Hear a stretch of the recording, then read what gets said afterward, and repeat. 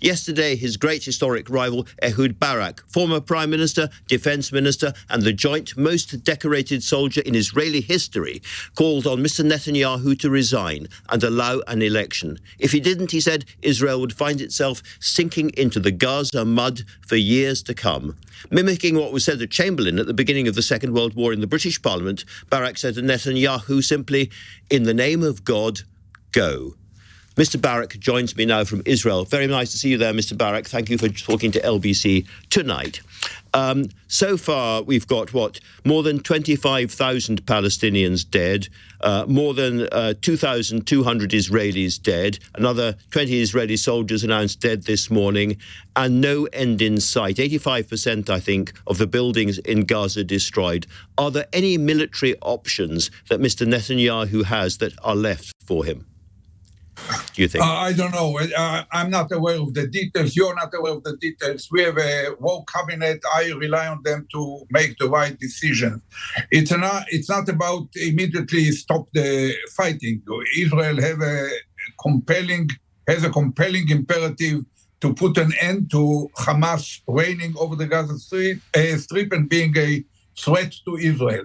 The question is how to do it on the political level, not on the military level. Military level are doing their best, and it won't go forward without kind of toil and sweat and blood. But we are talking mainly about the political level. Political level have a responsibility to make clear that there are achievable goals and that there is a plan for the morning after. Yeah, now, situation about Netanyahu, 80% of adult population in Israel believe that he is the main responsible for this blunder that never happened, such a terrible day in the history of the country since its establishment. And 70% of the adult population in Israel believe that he has to resign. So it means he totally lost the trust of the people. And Israel cannot be led and navigated through such a precarious and subtle decision-making challenges by a person who totally lost the trust of the people. So the only way is to remove him and put the best other possible government, and I'm confident they will win the war, and even if it takes more time and will cost us more sacrifice. If you were talking not to Andrew Marr, but to Mr. Netanyahu himself, and he said, well, look, we are doing everything we can. We are fighting this war very hard. These are questions for after the war. I can't resign now. What would you say to me? I would say that that's not the case. There is no way, there is an old Roman saying, if you don't know which port you want to reach, no wind will take you there. You have to know where you want to reach. And the right answer, in fact, I told the Israeli public, if it were the United Kingdom, he would resign at the evening of the 8th of October at most. If he would not have done it, his members of cabinet will come to him, take him to certain club. At the end of the lunch, he will announce that he decided to resign. But Israel is not the UK yet. We don't have the British tradition, not the British character. So we have a problem. The cork at the bottle that prevent Israel from taking the right trajectory happened to be Netanyahu and two messianic, racist members of the government that he is totally dependent upon. So what had to be done? We had to, the first week, 15 weeks ago, we had to sit down behind closed door with the Americans. Israel dependent on America in a way that cannot afford going into a regional war without having the Americans with us behind us. We would have to sit down with Americans, make clear that they will bring to the table the moderate axis of Sunnite autocrats, Egypt, Jordan, Emirates, MBZ, MBS, all those who are willing to join, and they would have to take upon themselves to establish an inter-Arab force that will take the strip from Israel once we suppress the governing capabilities of Hamas, and for limited period, let's say 6 or 12 months, during which they will bring back the only international recognized owner of the place, which is Palestinian Authority. And the Palestinian Authority, backed by them and backed by Emirati and Saudi money, would take Gaza Strip into the next step. So but Israel needs her friends. About a long time ago, 2010, I think, you warned about the danger of some kind of apartheid in Israel. Now we see a plan to effectively cut off all of the Palestinians in Gaza from the rest of the world, to have an security oversight, but to give them no hope, really, of a democratic state of their own. Is that not leading towards exactly what you warned about back then? Look, it's one of several totally illusionary visions that Netanyahu tried to fly on the air. It won't work. The only possible trajectory is the one that I've just described. But Israel has to contribute as well, not just the Arab should send their inter-Arab force.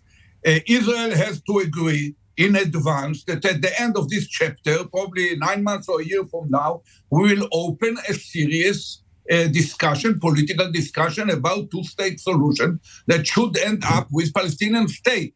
No one dares to mention these words in Israel right now because the collective is still under the trauma of 7th of October. But it's clear to all other leaders except for Netanyahu that this is the deal. By avoiding it, he's making the situation worse. First of all, the army leadership doesn't know where to lead, where we go from here, and it risks the already significant achievement that they already have.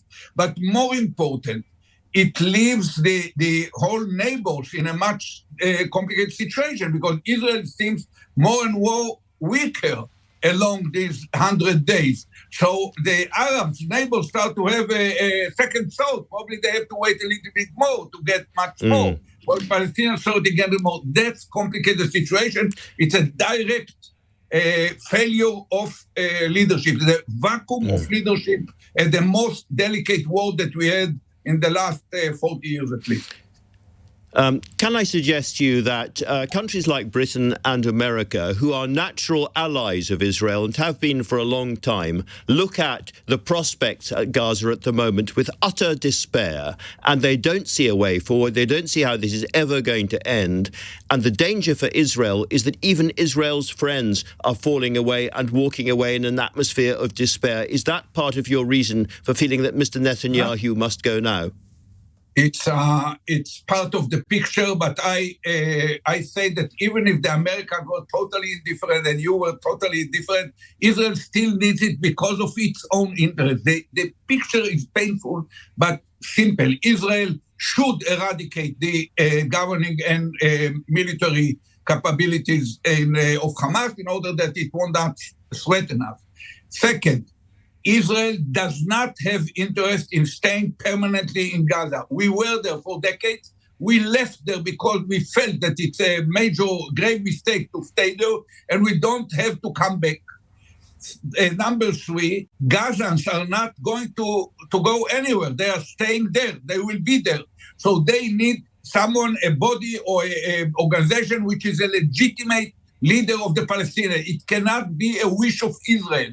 It should stem out from the Palestinians, backed by Arab neighbors and by the United States and the UK. And that's exactly what we had to do. We had to do it 15 weeks ago. We have to do it now under worse situation. But if we don't, if we would not be able to remove Netanyahu or coerce him into doing the right thing against his will, wishes, whatever, visions and megalomaniac illusions, if we fail in this, the end will be that we will climb down from the tree, we'll end up in the mud in the Gaza Strip, in an active conflict with Hezbollah, in an active fighting in the West Bank, and with the Americans and Brits deal with the Houthis and with the militias, Iranian-backed militias in Iraq and in Syria.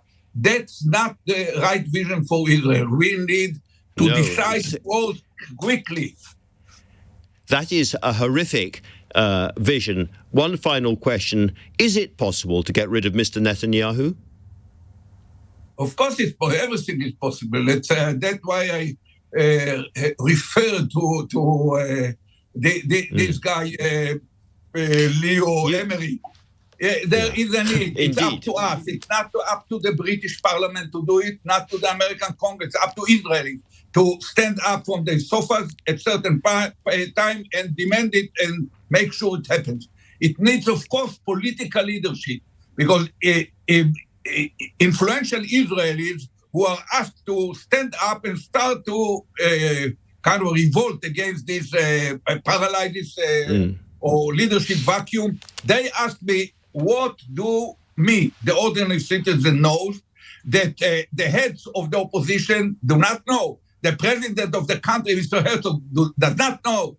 The two generals in the war cabinet, Eisenkot and they don't know. As long as they are not raising their voice, probably the time had not yet come. And I'm far beyond it. I look at it from an objective point of view, and I say the time had come. It should be done as early as possible.